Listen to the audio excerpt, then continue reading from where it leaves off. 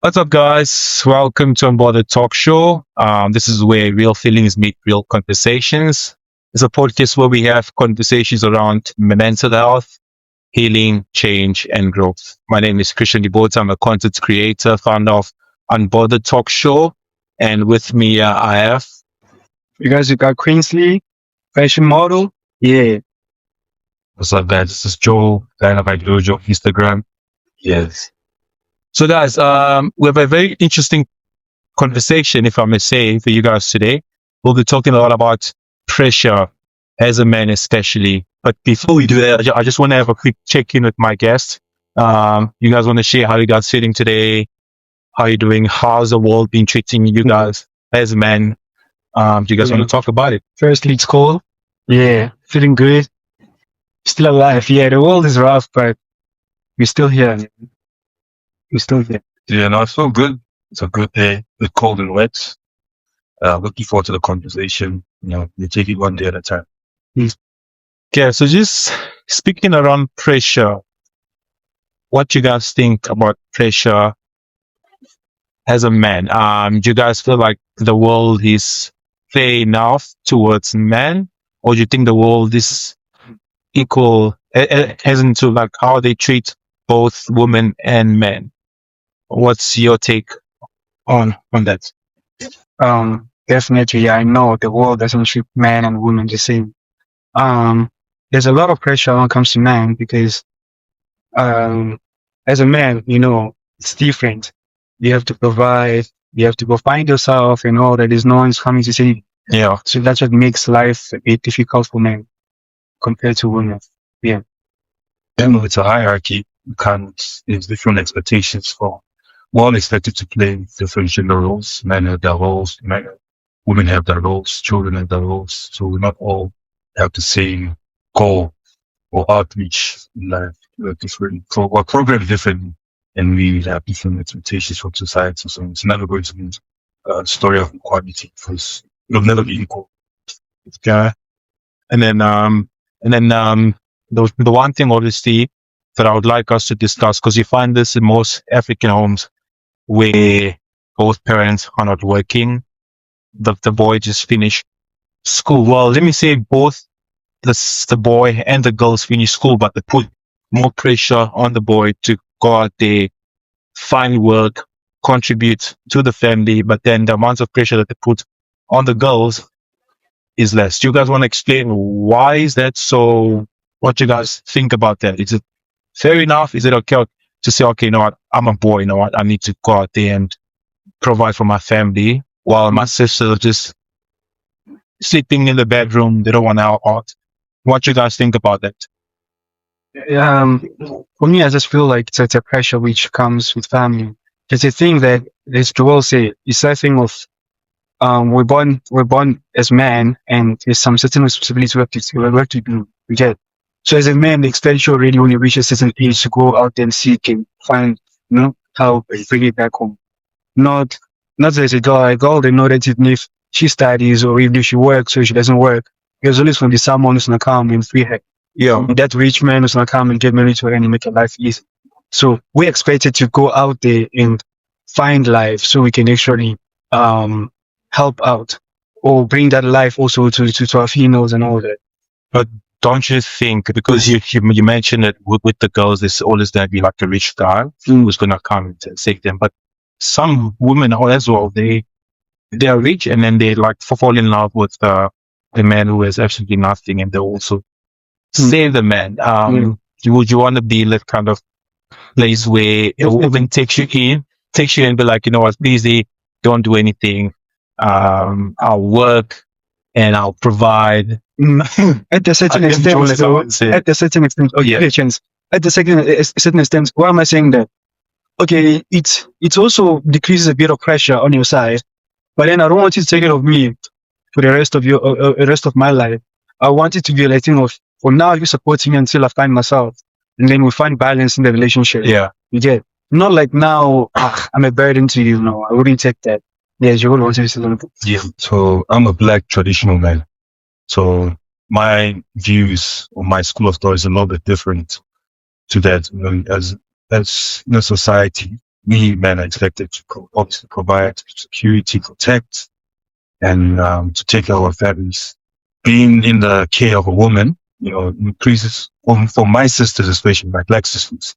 I'm not trying to include any racial points here, but I'm going to say for my black African sisters, there's a dimension of respect that goes, when you're in a woman's care and a woman is doing everything for you, the level of submission, especially if she's not a traditional black woman, is very, very low. And she's not going to see you as her lord. Because in a religious point of view, a man, it's Christ, the man, and then it's the woman. So if the woman is above, obviously there's different women, they will obviously keep the respect going, and they will not have any sense of dominance, true dominance, and they will still be submissive. They're still going to respect you as a man, even if they're the ones who are providing. But that has to be a temporary issue. I wouldn't advise anyone to be a permanent situation like that. You will give them a situation. They have to have a plan of how they're going to get back on the feet and, take care of the finances of the family. So still speaking about that pressure that they put on the son, that thing cool, and has to go out and find work, and then this boy can't find anything at all, and now he finds himself in depression, he's having suicidal thoughts. What's some ways that you guys advise young men, especially who are seen in this kind of situations where to finish school, but they feel completely lost in life. They have no goals, they have no directions, but then they're getting so much pressure from the families, and the families is calling them names. They're actually lazy. You don't want to do anything with yourself. You just use this. What kind of words would you guys give such people like? Yeah, simple. Don't beat yourself up.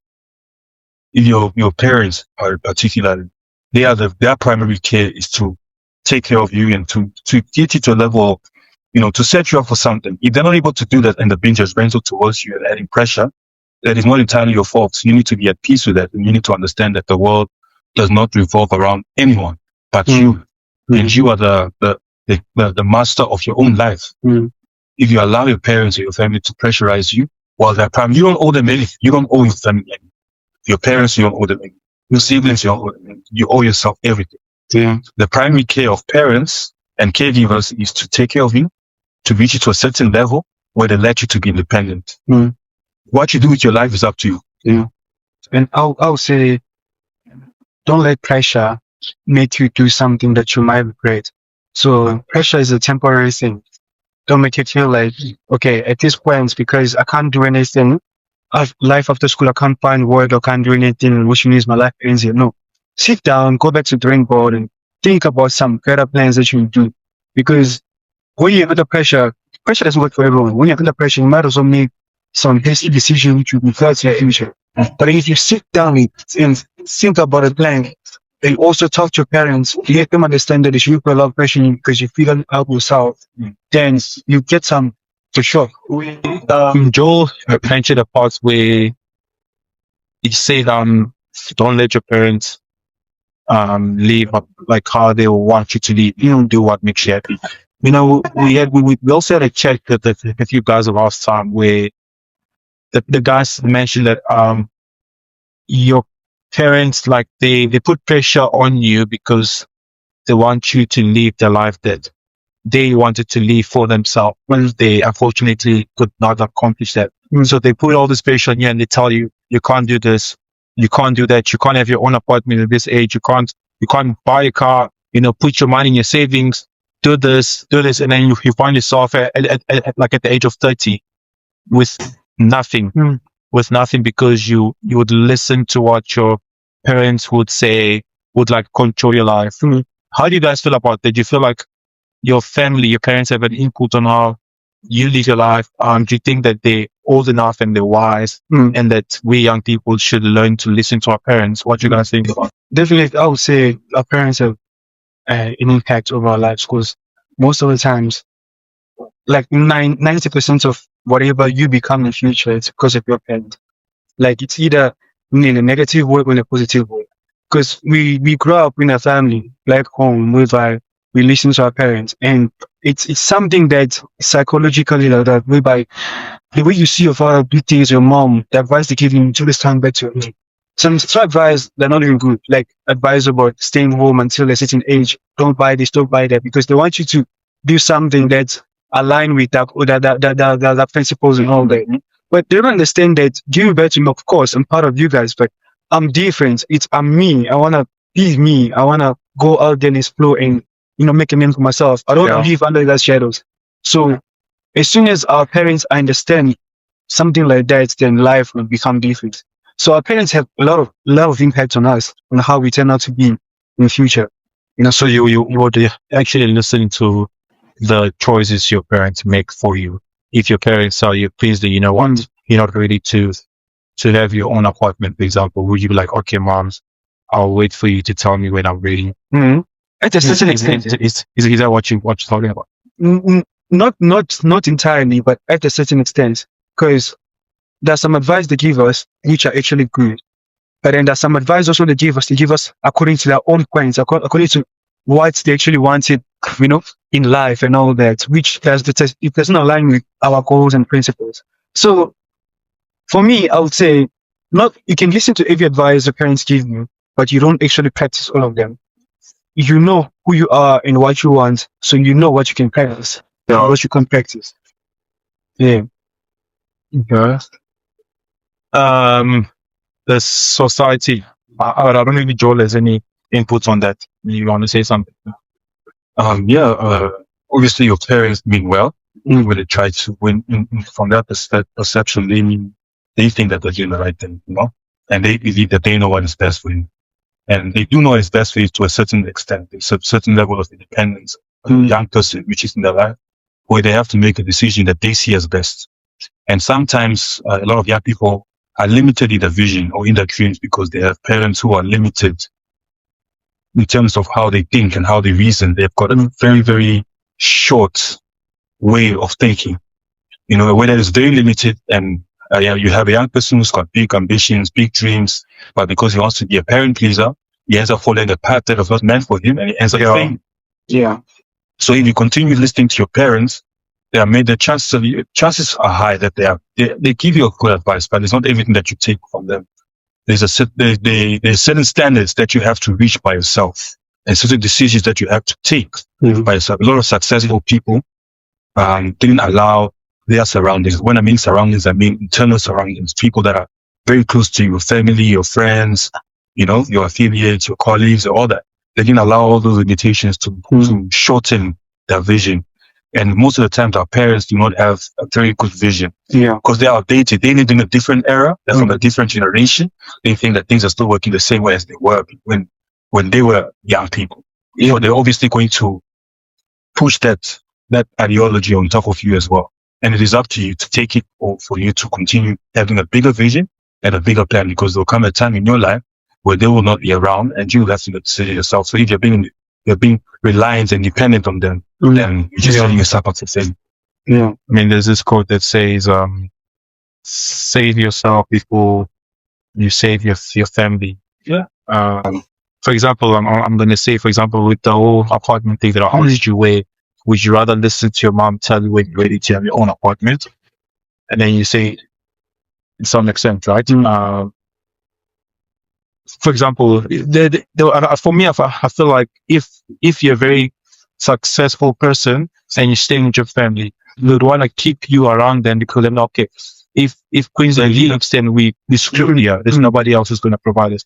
And then you find yourself staying with your family until you are like 35 and you have accomplished nothing in your life because you want to leave because you're used to family. Exactly that. So they're not useful. They won't.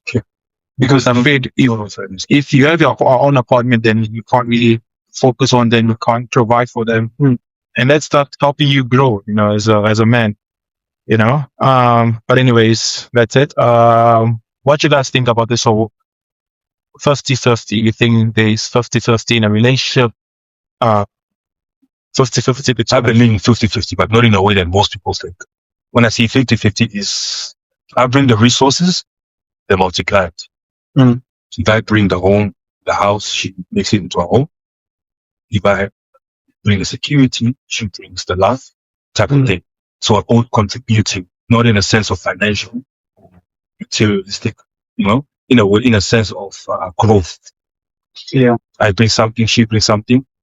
It's a learning experience, and if you're both not willing to have some level of contribution or work together to reach a certain goal, that's why most relationships are failing, because one person is working harder than the other person. Yeah. It has to be 50-50 in a sense where you're both fixated on what goals you want to achieve together.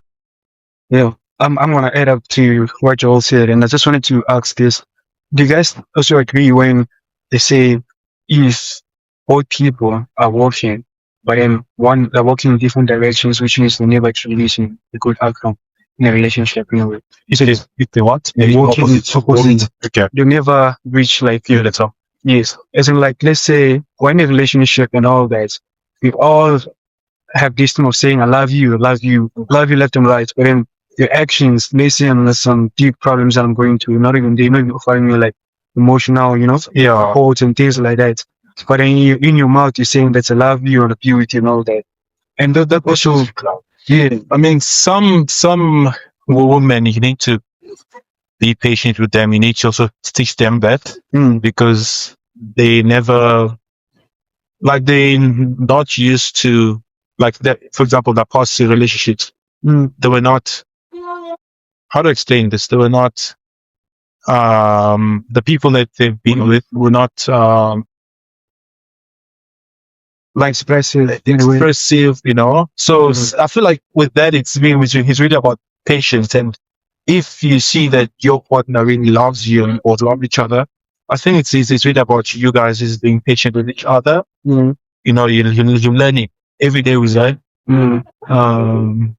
That's what I think. It's different. A woman's like a child. They won't admit it, but the women are like children. And children are taught. You can't expect to have a partner who knows everything. You need to teach her how to be a woman. You need to groom her basically how to be a woman. A woman learns. And a woman is more loyal to her emotions than she is to how she feels in that specific moment. And they've got very high highs, very low lows. And you as a man, you're able to regulate your emotions much better than a woman does. So if you want to be having a successful long-term relationship, you can ask people who have been married for a very long time. I've spoken to them. It takes a lot of forgiveness, a lot of guidance, a lot of patience, and forgetting. What you forgive, you need to walk past it. There's no, I forgive it, and you go, when you guys have an argument, you remind her, or she reminds you, remember when you did this, you did that, for her to know you for what you want, you need to teach her. You need to explain to her, this is what I like, this is what I don't like, 1, 2, 3, 1, 2, 3, and then she will learn gradually. That's why even in the Garden of Eden, Eve was created from Adam's rib, not Adam from Eve's rib. We are dominant over women. We need to teach them on how to behave around us. You need to create the kind of woman you want for yourself. You are the one who leads by example. You're the one to start. Like, if you see that you're not emotionally okay, you go to her, you ask her, baby, what's happening? Do you maybe want to talk? What's bothering you? Are you mentally okay? And then your partner's going to notice, okay, this is what happens every time I'm not okay. My man comes to me and, he wants to know. And eventually, if she's not the type that comes to you and, checks up on you mentally and everything, she will learn it. It's all about being patient. And that's what I kept saying. Yeah. Sorry to cut you. So, on that, the reason why I wanted to ask that, because it goes well with this term of 50-50 as well. Because most of people, when they're thinking about 50-50, they're thinking about like money and all that. No. To me, personally, I feel like when I'm in a relationship, the 50-50 applies in a way that the emotions plays a role as well. As men, that's why that thing of saying men don't cry. We have a lot of emotions that we always regulate with our logic way. We have a logic way of not dealing with stuff and all that. Unlike we men, the only thing emotional. Yeah. So sometimes you're offering this much and you're thinking, okay, I don't want the same thing to be offered to me, but I want a certain of reassurance and certain, level of love and, you should show it to me. Not be just saying that, crazily, I love you, I'm here for you, but it feels like you're not even there. Yeah. It feels like nothing. And now, when you talk about it, it comes in the form of like complaints and all that. You're complaining that you're now begging for love and all that. Most of us, I feel like most of us are struggling with that. You prefer being alone than being in a relationship because you're going to be in that moment too, but you have to beg for a relationship. You get? Okay. Yeah. Speaking about relationships, Mm. now in the society we live in, you know that women are attracted to men with money. Mm. Okay. How do you guys feel about this whole thing of men can't be in love if they don't have money, or you can't find love if you do not have money? What's your take on this? You think If love is treated as a transaction, then the chances of failing is very, very, very high. In our society these days, obviously everything is based on economical status. You need to have a certain amount of money, you know. So social media is ruining a lot of relationships because there's unrealistic standards, unrealistic expectations. if you had a daughter now, and the daughter comes to you and it tells you, Dad, this is a man that I love, but then you see the man as nothing. He doesn't have a sense, but there's true love there. Or you allow just he has to offer some kind of moral, financial support because love is not enough. Let's be honest, love is not enough in our society. A man needs to be able to provide even the basics. You know, I believe in working together. Two becoming one, working together has a higher chance of succeeding than one trying to make it by himself or herself. When you work as a team, you structure your goals. You have similar goals. You have similar visions for the both of you. Then your chance of success is very high. Because now you're working together as a team. But nowadays, women want to they want finished products. You can't experience a finished product if you're not part of the process. Yeah. You need to be in alignment with that process. You need to assist each other. You know, but it's a vision that is, you know, only a few people have able to maintain. On that also, I would say, sometimes this thing of saying that you're not being offered the 50-50 and all that, so men and not having money, it also goes both ways. If I'm very successful, then we see other men be successful in getting someone who was never there, part of my success and all that. The treatment, the love would be different, you know, because I'm scared to offer you my 100% because I don't know if you're there to actually, you know, you're there for love, you're there for my wealth and my organization. You get? So love without money also doesn't work out, but at a certain extent, it shouldn't be the primary source or anything reason. Yeah. We should actually come together and meet halfway and build. I believe in building. With true relationship, I don't do it, but you build and become successful together. Yeah. There's less chances of you guys actually divorcing or going apart because you know how much you struggle. Yeah. So now you have to point out the success. Why should you leave each other now? You know? Success will be the woman who wants struggle to Exactly, 100%. So, do you guys have any last words just to wrap up this whole conversation we're having? Sorry to cut you off. Any last words to the man watching this who's going through this situation where he's stuck at home, done with school, he has no worth, he can't find love because the woman wants to love him because he has no money. He's just in a position where he's just mentally the focus. The focus is wrong first. You shouldn't be focusing on women. You should be focusing on building yourself. Women will always be there. So when I say woman, is that okay? There were ones in a relationship, but the lady, then she was never meant to be the one. She was here, no money in the pocket. I have a problem with men who are adamant on proving something to a certain person. If you have to behave in a certain way to prove your love to a woman, then she was never the one. I believe love is a simple, I see you as I like you. I like your character, I like your persona. Let's get to know each other. Perhaps we'll build something long term. Yeah. You have to be pretentious in a certain way. You have to dress a certain way. You have to do certain things. You have to talk a certain way. You have to talk a certain way. Then you can't be yourself around the woman. Long term wise, you're just digging yourself a hole because you're not going to last long term. I will say, as a man, a young man especially, work on building yourself, learning skills, improving your streams of income, building your character. Knowing God, knowing society, understanding your goals, your reach and everything. And then the woman eventually is going to come because women want a man with vision. Yeah. Or if she's willing to build it, you guys are going to get that vision together. But a woman wants a man with a certain vision. You're going to attract and you're not going to be attracted to. Yeah. So, okay, I know we're actually ending this thing, right? But I want to ask this question. What do you guys think about women that say, I know myself. I know that when I go out there, guys will look at me, guys will ask me out and all that. Do you think those women are actually women whereby I can say an ideal woman, or those women are just, they like to distract us and to make us, Bro, I feel like the women who say those kind of things, they say those things to their partners to sort of put them like on their toes, to be like, you know what, I need to make sure I keep this girl safe because anyone can have her.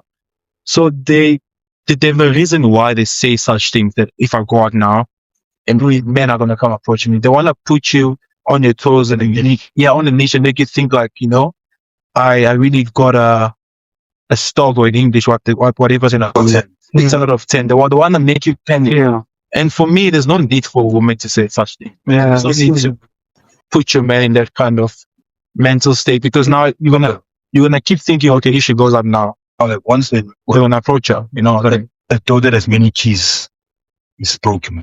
yeah. If she's easily accessible, all she offers is her body, all she offers is her lust. Mm. Then there's nothing else to offer. The woman that cannot add any value to your life, she will Yeah. just destroy it. Yeah, that same saying, actually, that same saying, which says, a key that can open a lot of doors is called a master key. But in a locker that can be opened with a lot of keys, then it's a shit locker, because now everyone has access to Yeah. and all that. So 100%. there's no way, you know that you are extraordinary. You don't have to say to people, which means you're confident and you have a lot of ego. Yeah, And ego does not work when it comes to love. exactly. Ego kills love for sure. Yeah, so men out there, as Joel said, don't focus too much on the relationship and all that. Find yourself and all that. But if you have that partner, it's okay. Push with the partner that builds you, not breaks you. Not a partner that, instead of you building, the man that you get, the little man that you get, all you do is spend on the partner and you have nothing to actually build. What is she bringing to the table? No value. No value, no nothing. And then one day when you have nothing, you have lost that little job that you have, she'll be the first time to leave you and say that, call you names and all that, make you feel less of yourself and all that. Why don't you build yourself first, get that job, get that stability, then you find a girl. Yeah. Thank you guys so much for watching. Much love to you all. And until we meet next time, take care. See you.